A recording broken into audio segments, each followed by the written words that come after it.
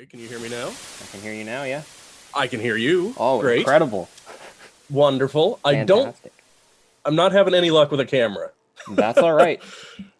Might be an audio interview, if that's okay. That's fine. That works for us. Yeah. We're recording both, so. My camera's just telling me that it's not here, and I've been trying to sort that out for a little bit, but I can't quite see what's happening, so this might be where we're at. That's okay. No worries.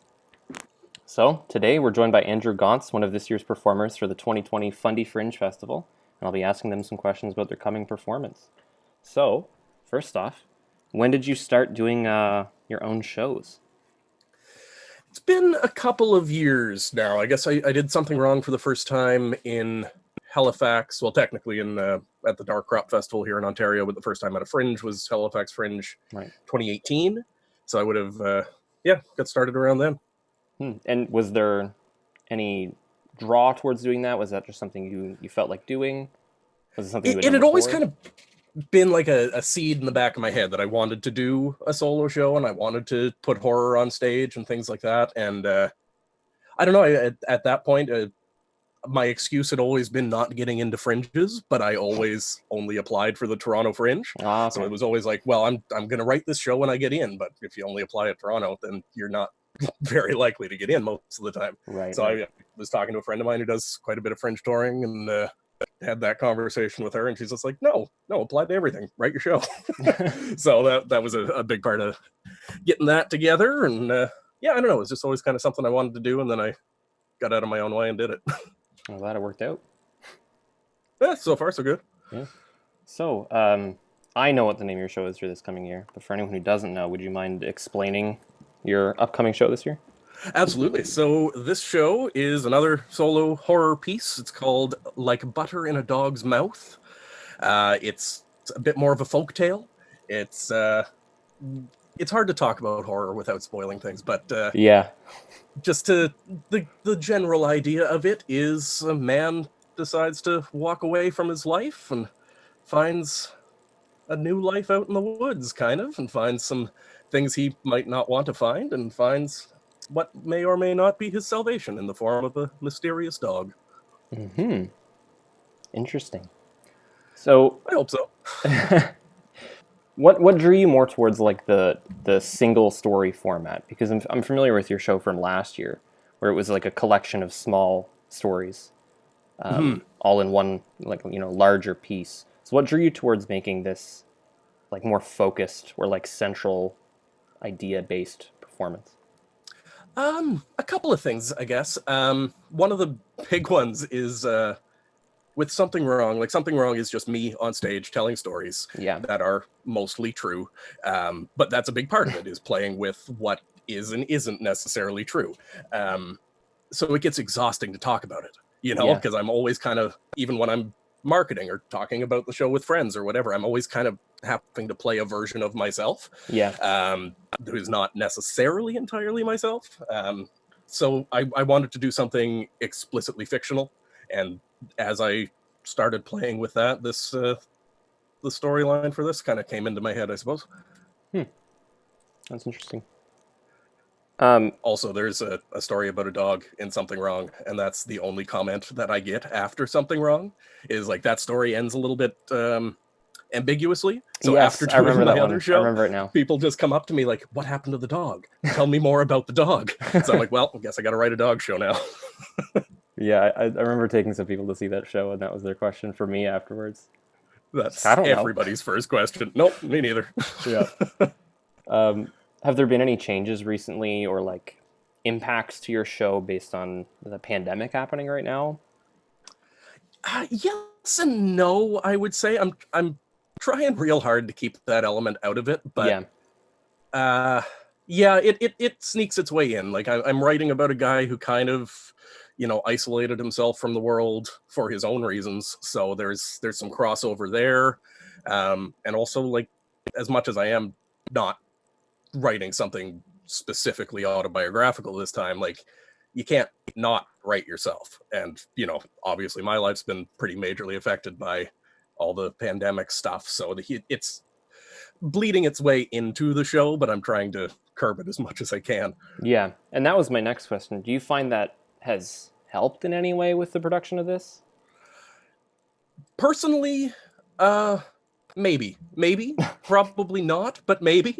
I don't know, because obviously, like, I'm personally completely unemployed and have been from the start of this, right? Because I just work service jobs, so I'm just sitting at home letting the government take care of me. But Yeah. so I should have plenty of time to make this show and focus on it. But I don't know. I've just found, I guess, with the whole pandemic thing and the like psychic trauma that everybody's dealing with right now, it's hard to be creative, I find. Yeah. I don't know. It's a little of both. So I've plenty of time, but not as much motivation as I would like, I suppose. But it is what it is. Yeah. Reasonable. So you were here last year. You did something wrong. Do you have any memories that stand out from last year's Fundy Fringe?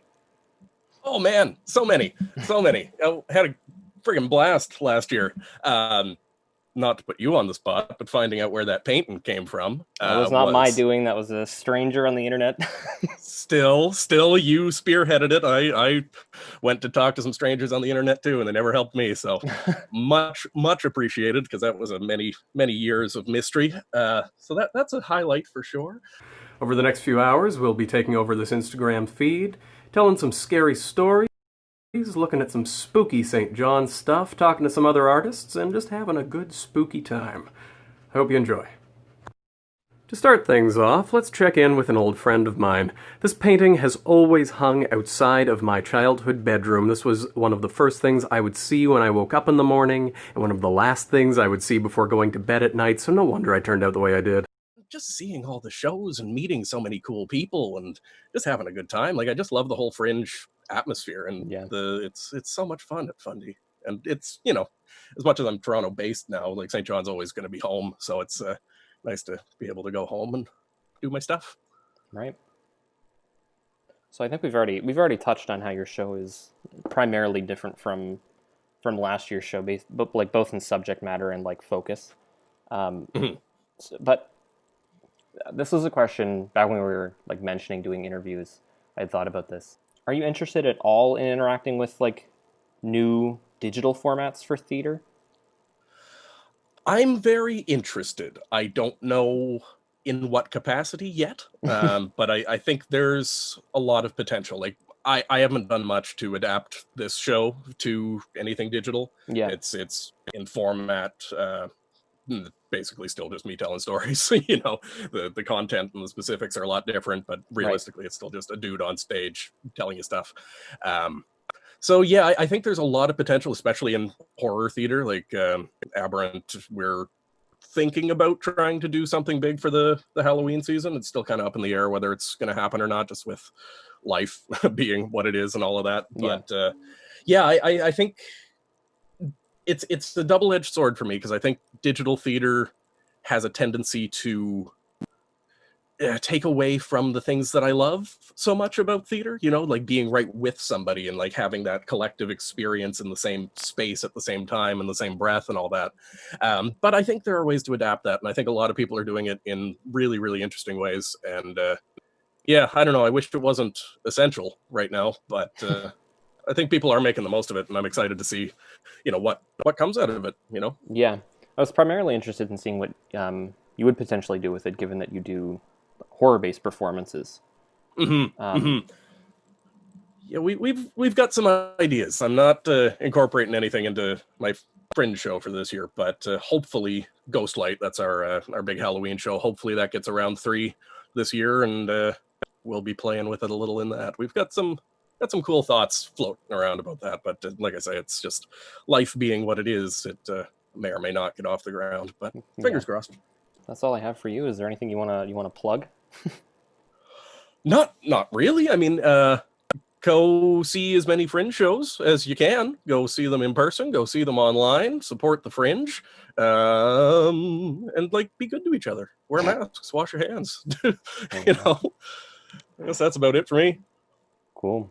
This has been an interview with Andrew Gaunce. I hope you Hope you feel inspired after hearing this to come see his show and the other artist shows at this year's Fundy Fringe. Thank you very much, Andrew. Thank you. Appreciate it.